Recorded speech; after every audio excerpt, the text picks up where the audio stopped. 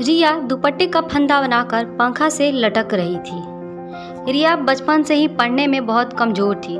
उसका शरीर का रंग सांवला था, चेहरे का डिजाइन कुछ खास नहीं था। औरों की अपेक्षा भगवान उसके दांतों के भी बनावट अच्छा नहीं दिए थे। रिया के चेहरा अच्छा ना होने के कारण स्कूल में बच्चा अक्सर उसे चिढ़ाते रहते थे। कोई रिया का फ्रेंड बनने के लिए तैयार नहीं था। जब रिया अपने गांव के गलियों से गुजरती थी, बगल में खड़े लोग भी अपना मुंह फेर लेते थे। रिया को इस बात से बहुत ज्यादा पीड़ा होता था।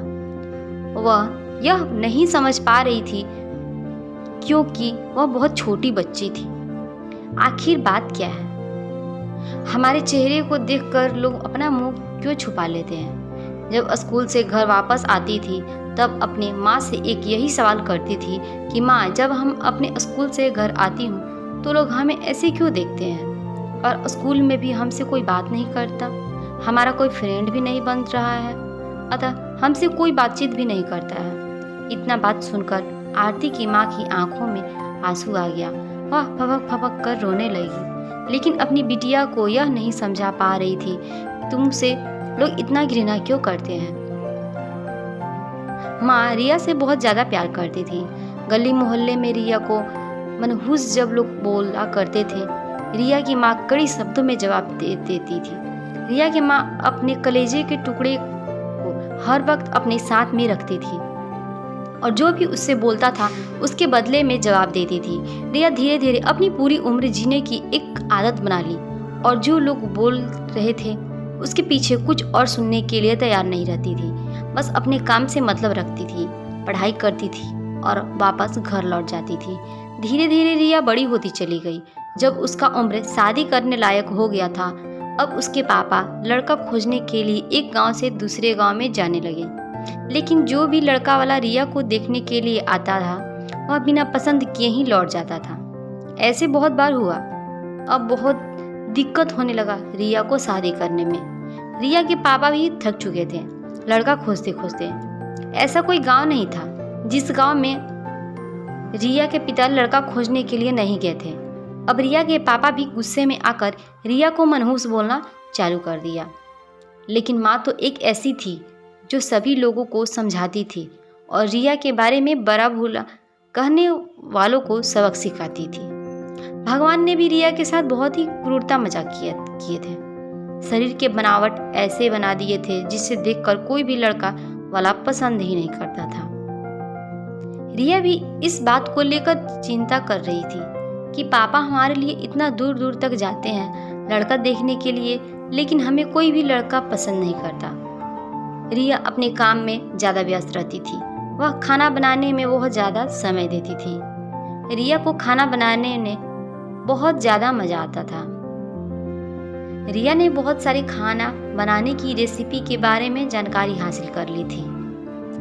इसके लिए उन्होंने किताबें, रेडियो, टीवी चैनल पर वीडियो देख ली थी।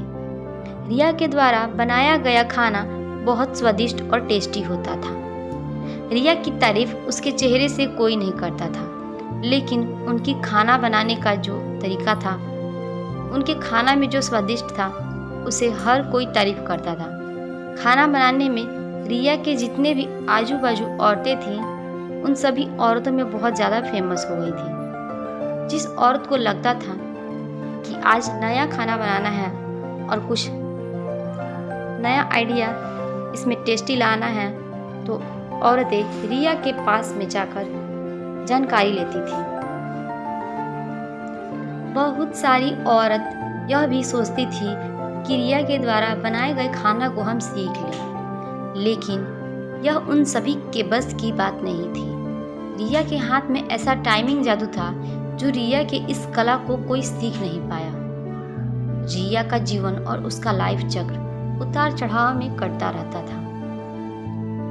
माता पिता और रिश्तेदार बहुत कोशिश कर रहे थे कि रिया की कहीं न कहीं शादी हो जाए।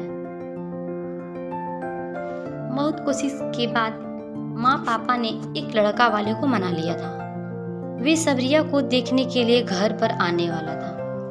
रिया को इस बात की खबर लग जाती है कि हमारी शादी होने वाला है। रिया दुखी हो जाती है और गुस्सा करने लगती है और रिया रोती हुई कहने लगती है कि आप सब इतना सारे लड़के वाले को देखने के लिए बुलाते हो, लेकिन कोई हमें पसंद नहीं करता है, और जो भी आता है हमारी मजाक बनाकर चला जाता है। आप सबकी बदनामी होती है। गांव समाज बोलता है कि लड़का वाला देखने आया था और रिया को पसंद नहीं किया। गांव वाले भी कहते हैं कि पता ना उसके मम्मी पापा कैसे उसको जन्म दिए हैं। इस मनहूस की कहीं शादी ठीक ही नहीं हो रही है। रिया की माँ ने रिया को समझाई कि शादी में अक्सर ऐसा होते रहता है, हर कोई किसी को पसंद नहीं होता है। जिसे तुम पसंद आ जाओ तो तुमसे जरूर शादी कर लेगा। तुम अपना ख्याल रखो, तुम अपने आप पर ध्यान दो। कौन तुम्हें पसंद करेगा या नहीं करेगा यह तुम उनके ऊपर छोड़ दो।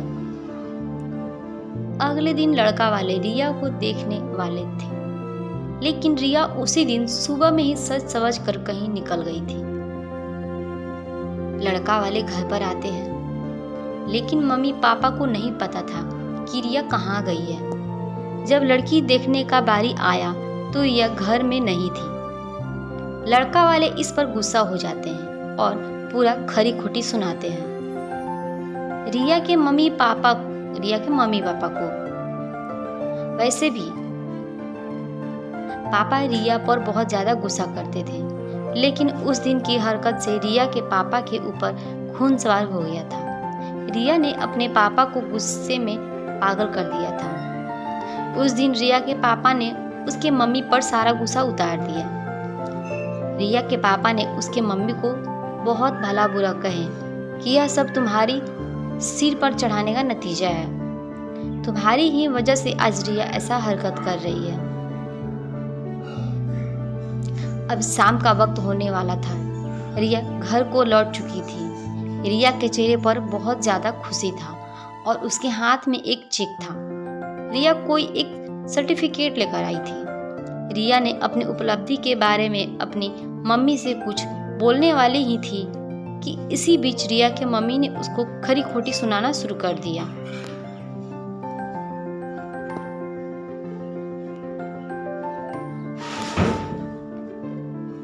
उसकी मम्मी ने रिया को इतना खरी खोटी सुनाई कि रिया सपना में भी यह नहीं सोच पाती कि मम्मी आज हमें इतना भला बुरा बोलेगी। इससे पहले रिया की मम्मी ने रिया को इस तरह के शब्दों का उच्चारण नहीं की थी। रिया के माँ ने एक बात बोली रिया से कि बाकी सब लोग सही कह रहे थे कि तुम सच में मनहूस हो। आज तुम्हारी वजह से सब कोई परेशान है। अच्छा तो होता कि तुम पैदा होते ही मर जाती। आज यह दिन हमें देखने को नहीं पड़ता। गांव घर में मेरा सिर नहीं उठ पा रहा है। रिया इस वाक्य को सुनकर अवाक्य थी। वह कुछ बोल नहीं पा रही थी, क्योंकि जब रिया बोलने की कोशिश कर रही थी उसके मम्मी की शब्दों से इसकी आवाज दब जाती थी। रिया चुपचाप निठुर भाव से खड़ी थी। रिया की आंख में आंसू बह रहे थे। रिया बिल्कुल व्याकुल हालत में खड़ी थी। वह कुछ बोल नहीं पा रही थी। रिया अपने माँ से एक ही सवाल कर रही थी, माँ क्या मैं इतनी बदनसीब हूँ कि मुझे आप मारना चाहती थी? क्या मैं मर जाऊं? मैं इतनी बुरी हूँ? आप मुझे मारना चाहती थी? मैं ऐसी क्या गलती कर दी हूँ?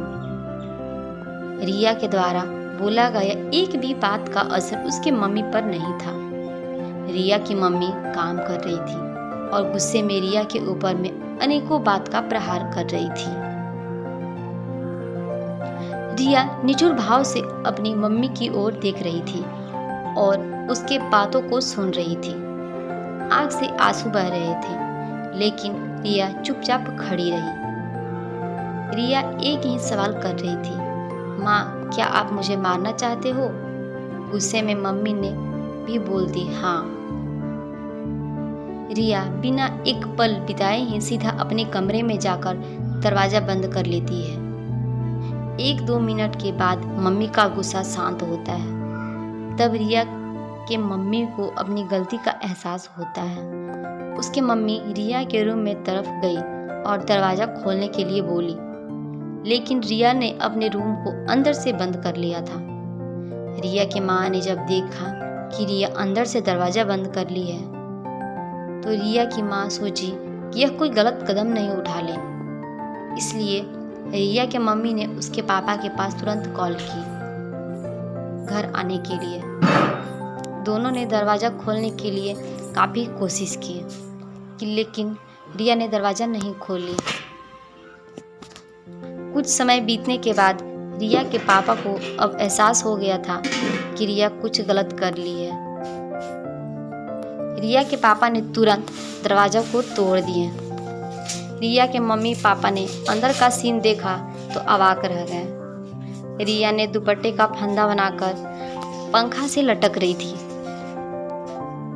अभी ज़्यादा वक्त नहीं हुआ था, वह सिर्फ बेहोश हुई थी। माँ और पापा ने तुरंत उसे उठाकर पंखा से अलग किए, फिर गले में दुपट्टा निकाला और बेड पर रिया को लिटा दिए। स्थिति को देखते हुए उन्होंने तुरंत डॉक्टर को कॉल लगाया। माँ की नज़र अपनी लाडली बेटी रिया के मुट्ठी बंधे हाथ पर जाता है। हाथ में एक चिट्ठी रहता है और टेबल पर पड़ी 5 लाख का चेक मिलता है, जिसमें 5 स्टार होटल में शेफ की नौकरी करने के लिए कंफर्मेशन लेटर था। उसी कंफर्मेशन लेटर और चिट्ठी लेने के लिए रिया बाहर गई हुई थी। कुछ समय बाद डॉक्टर आते हैं और रिया का इलाज करते हैं। डॉक्टर रिया के चेकअप करने के बाद बोलते हैं कि शुक्र है लड़की बच गई। कुछ सेकंड और देरी होता तो आज यह लड़की हम सभी के बीच नहीं रहती। रिया बेड पर बेहोश अवस्था में पड़ी थी। डॉक्टर ने बोला कि रिया धीरे धीरे कुछ घंटों में ठीक हो जाएगी। मैं दवा लिख दे रहा हूँ, जिसे आप मेडिकल स्टोर से मंगा लीजिएगा। माँ और पापा ने उसे चिट्ठी को खोलकर पढ़ा, जिसमें कुछ इस प्रकार से लिखा था।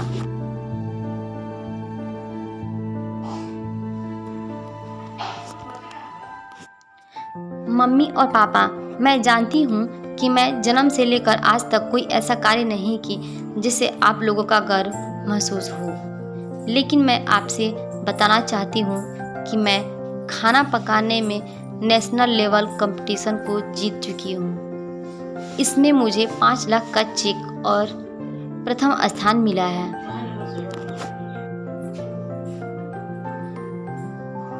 मेरे द्वारा बनाया गया खाना ऑर्गेनाइजेशन को इतना पसंद आया कि वह मुझे एक बहुत बड़े होटल में बतौर मास्टर शेफ की नौकरी के लिए कन्फर्मेशन लेटर भी दे दिया था। पूरी दुनिया मेरे खिलाफ हो, मुझे इस बात का कोई फ़र्क नहीं पड़ता था और नहीं पापा की कड़वी बातें मुझे रुलाती थी। मैं पापा से हर वक्त प्यार करती थी और मम्मी को दिल से चाहती थी। मैं जानती थी कि मम्मी और पापा केवल बाहर से ही सख्त दिखते हैं, लेकिन अंदर से मुझे बहुत ज़्यादा प्यार करते हैं। यदि मम्मी और पापा मुझे प्यार नहीं करते तो मेरे लिए बिना कहे हुए कपड़ा, मिठाइयाँ, किताबें नहीं लेकर देते। माँ की ममता और प्यार को कोई क्या बयां कर सकता है। माँ मेरी चाहत और दुनिया थी। पापा की प्यार मुझे बहुत सताएगी। मैं अब इस दुनिया को अलविदा कहकर जा रही हूँ। मेरी माँ, मेरे पापा इस दुनिया के सबसे खूबसूरत हैं। मैं जानती हूँ कि आपने कभी न कभी भगवान से प्रार्थना जरूर की होंगे कि अगले जन्म में मेरे को ऐसे औलाद मत दीजिएगा, लेकिन मैं भी भगवान से प्रार्थना करती हूँ कि अगले जन्म में क्या 7 जन्मों तक मुझे आप जैसे ही मम्मी पापा मिले। और आज यही प्रार्थना कर रही हूँ। मैं उस भगवान के पास जा रही हूँ जिसे आप लोग बहुत पहले हमें वहाँ पर भेजना चाहते थे। चिट्ठी में बहुत सारे इमोशनल बातें लिखी गई थी, जिससे पढ़कर रिया के मम्मी पापा के पांव तले जमीन खिसक गए थे।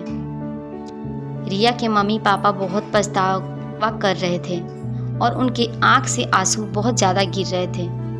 रिया बेड पर भीड़ पड़ी हुई थी। उसकी माँ उसके सिर पर हाथ फेर कर रो रही थी। पिता को बर्दाश्त नहीं हो रहा था। वह भी रिया के लिए जोर जोर से चिल्लाकर रोने लगे।